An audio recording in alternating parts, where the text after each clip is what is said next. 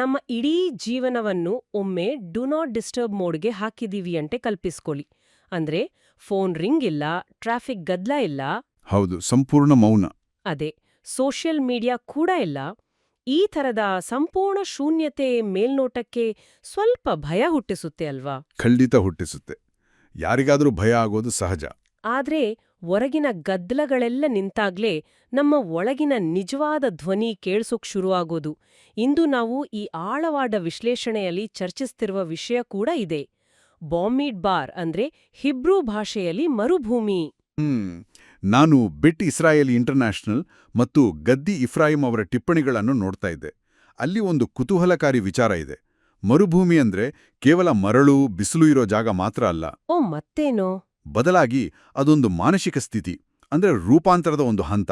ಆ do not disturb ವಿಚಾರಕ್ಕೆ ಬರೋದಾದ್ರೆ, ಬೆಟ್ ಇಸ್ರೇಲ್ ಈ ಮರುಭೂಮಿಯನ್ನು ಒಂದು ಪವಿತ್ರ ಗರ್ಭಕ್ಕೆ ಹೋಲಿಸುತ್ತೆ ಅಲ್ವಾ? ನಿಖರವಾಗಿ ಹೇಳಿದ್ರಿ.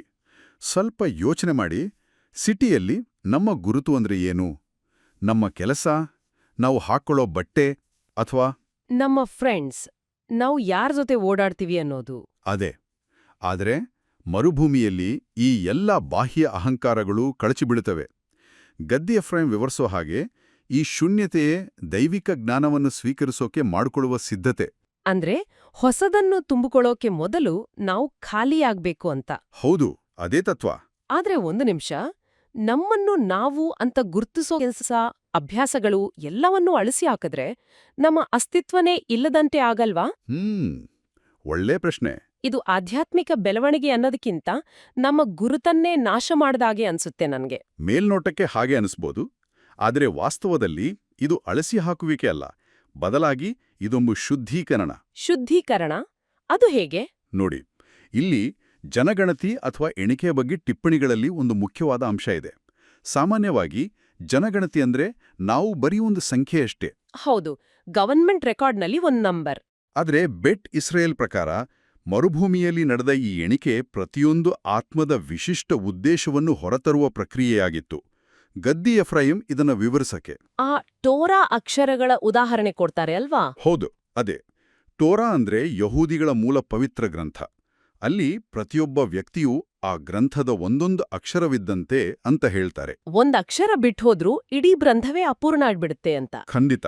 ಅಂದ್ರೆ ನಮ್ಮ ನಿಜವಾದ ಬೆಲೆ ನಮ್ಮ ಬಾಹ್ಯ ಸಾಧನೆಗಳಲ್ಲಿ ಇಲ್ಲ, ಬದಲಾಗಿ ನಾವೆಲ್ಲರೂ ಆ ಬೃಹತ್ ವಿನ್ಯಾಸದ ಒಂದು ಅತ್ಯಗತ್ಯ ಭಾಗ ಅಂತ.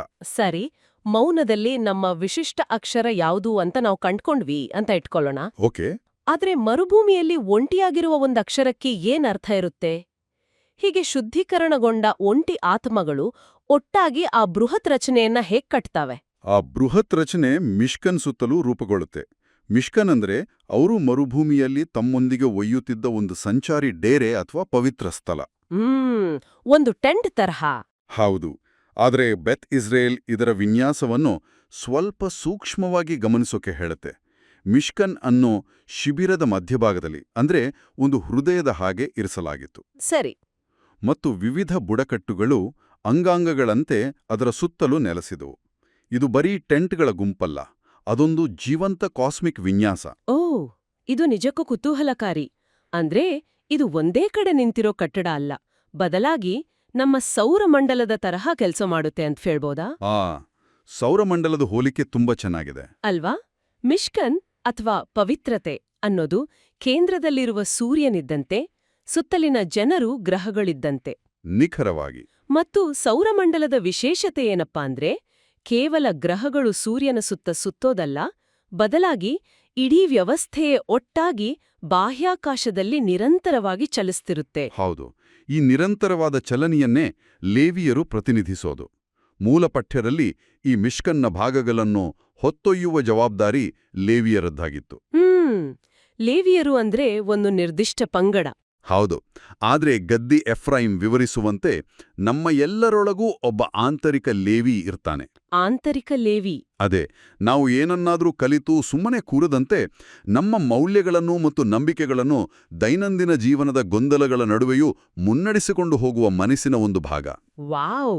ಅಂದ್ರೆ ಪಾವಿತ್ರ್ಯತೆ ಅನ್ನೋದು ನಾವು ತಲುಪಬೇಕಾದ ಗುರಿಯಲ್ಲ, ಅದೊಂದು ಶಕ್ತಿ. ಮುಂದಿನ ಸವಾಲು ಎದುರಾದಾಗ ನಮ್ಮೊಂದಿಗೆ ಕೊಂಡೊಯ್ಯಬೇಕಾದ ಸಾಧನ. 100ಕ್ಕೆ 100 ಸತ್ಯ. ಪಾವಿತ್ರತೆಯನ್ನು ನಾವು ನಮ್ಮ ಜೊತೆಗೆ ಒಯ್ಯಬೇಕು. ಆದ್ರೆ ಈಗ ಆಧುನಿಕ ಜೀವನದ ಗೊಂದಲಗಳು, ಉತ್ತರ ಸಿಗದ ಪ್ರಶ್ನೆಗಳೆಂಬ ಮರುಭೂಮಿಯಲ್ಲಿ ನಾವು ಈ ಆಂತರಿಕ ಪವಿತ್ರತೆಯನ್ನು ನಿರಂತರವಾಗಿ ಹೊತ್ತುಕೊಂಡು ಹೋಗ್ತಾ ಇದ್ದೀವಿ ಅಂದ್ರೆ ಇದೆಲ್ಲವೂ ಅಂತಿಮವಾಗಿ ನಮ್ಮನ್ನು ಎಲ್ಲಿಗೆ ಕೊಂಡೊಯ್ಯುತ್ತೆ? ಈ ಪ್ರಯಾಣದ ಕೊನೆಯ ಗುರಿ ಏನು? ಗದ್ದಿ ಎಫ್ರೈಮ್ ಅವರ ಪ್ರಕಾರ ಇದರ ಅಂತಿಮ ಗುರಿ ಮಶಿಯಾಚ್ ಪ್ರಜ್ಞೆಯನ್ನು ಬೆಳೆಸುವುದು. ಮಶಿಯಾಚ್ ಪ್ರಜ್ಞೆ ಅಂದ್ರೆ ಏನು? ಸರಳವಾಗಿ ಹೇಳಬೇಕೆಂದ್ರೆ ಅದೊಂದು ರೀತಿಯ ಅಂತಿಮ ಸ್ಪಷ್ಟತೆಯ ಸ್ಥಿತಿ. ಕೇವಲ ಕಣ್ಣಿಗೆ ಕಾಣುವ ಭೌತಿಕ ಪ್ರಪಂಚದ ಮೇಲಿನ ಅವಲಂಬನೆಯನ್ನು ಬಿಡಲು ಈ ಮರುಭೂಮಿ ನಮಗೆ ತರಬೇತಿ ನೀಡುತ್ತೆ. ಅಂದ್ರೆ ಹೊರಗಿನ ಆಕರ್ಷಣೆಗಳೆಲ್ಲ ಮಾಯವಾಗುತ್ತೆ. ಹೌದು. ಅಹಂಕಾರ ಮತ್ತು ನಿಯಂತ್ರಣವನ್ನು ನಾವು ಬಿಟ್ಟಾಗ ನಾವೇ ಒಂದು ಜೀವಂತ ಮಿಷ್ಕನ್ ಆಗ್ತೀವಿ ಅಂತ ಬೆಟಿಸ್ರೇಲ್ ಹೇಳುತ್ತೆ. ವಾವ್! ಇದು ಜಗತ್ತಿನ ಗೊಂದಲಗಳ ನಡುವೆ ನಮ್ಮೊಳಗಿನ ಕೇಂದ್ರವನ್ನು ಕಾಪಾಡಿಕೊಂಡು ಇಡೀ ವಿಶ್ವವನ್ನು ಸರಿದಾರಿಗೆ ತರುವ ಒಂದು ನೀಲನಕ್ಷೆ. ಅಂದ್ರೆ ಸ್ಪಷ್ಟತೆ ಸಿಗ್ಬೇಕಾದ್ರೆ ಮೊದಲು ಆ ಶೂನ್ಯತೆ ಇರ್ಬೇಕು. ಇದು ನಮ್ಮ ಕಷ್ಟದ ಸಮಯವನ್ನು ನೋಡುವ ರೀತಿಯನ್ನೇ ಬದಲಾಯಿಸುತ್ತೆ. ಖಂಡಿತ.